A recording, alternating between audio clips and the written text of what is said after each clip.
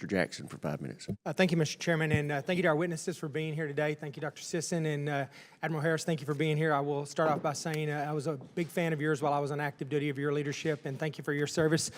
My question is, and this has been hit on a little bit by some of the other members here, but I've traveled extensively during my time in the military and also during my short time here in Congress. And I am also on the Foreign Affairs Committee as well. And one of the things that I've noticed is that no matter where you go, China's there now. It just seems like, places you wouldn't expect them to be, they're having a big influence. And they're slowly winning people over, because they're making them dependent on them economically, and they're offering military, assistance when needed, so on and so forth.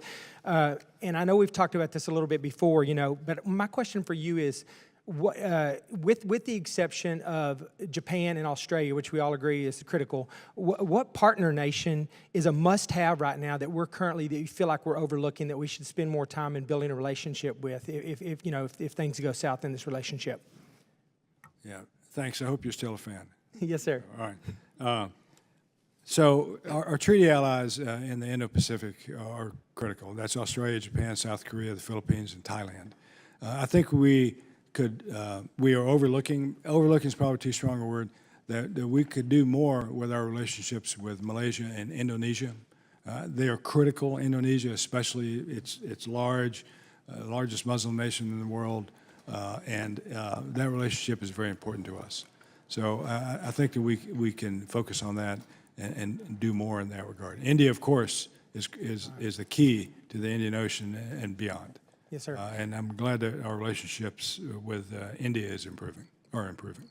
Yes, sir. Well, thank you, and I appreciate it. And one of the things I heard when I traveled from a couple of different locations, I was surprised to hear it more than once, is, and it mostly dealt with some of the South Pacific island nations, some of the smaller, not the bigger countries that we just were discussing. But one of the things I heard commonly was that these are people where the Chinese are actively courting them. They're coming in aggressively, whether it's building infrastructure or whatever. They're building a relationship with these folks. And these are people that we've typically had a strong relationship with over the years. One of the things that I heard repeatedly was that they're getting mixed messages from the United States, being that the military will come in, the U.S. military, and they will see the strategic, importance of these partners, and they will promise them things, and they will pledge support to them, so on and so forth. And then the State Department will roll in behind them, and they won't have the same aggressive attitudes towards supporting them that maybe the military did.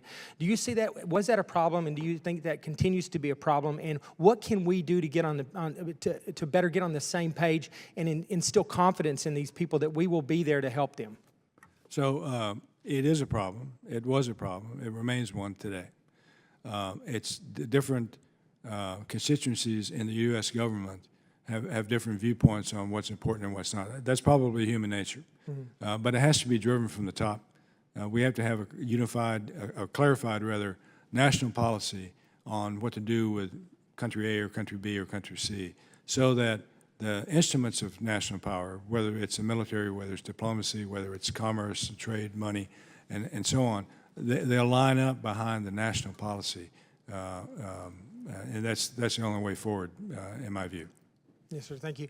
My last question is, I was also surprised to hear this when I was there, but I was wondering, when you were PACOM commander, and were there conversations, because I know there are conversations now about NATO and what's NATO's role in all of this, if China moves on Taiwan.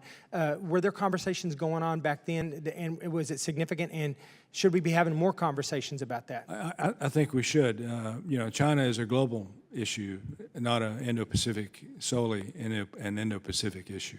I'm probably going to travel to Italy this summer to speak to the NATO Defense College about some of these issues. We're negotiating that right now. Thank you, sir. I appreciate that. That's all the questions I have, sir. I'll yield my time.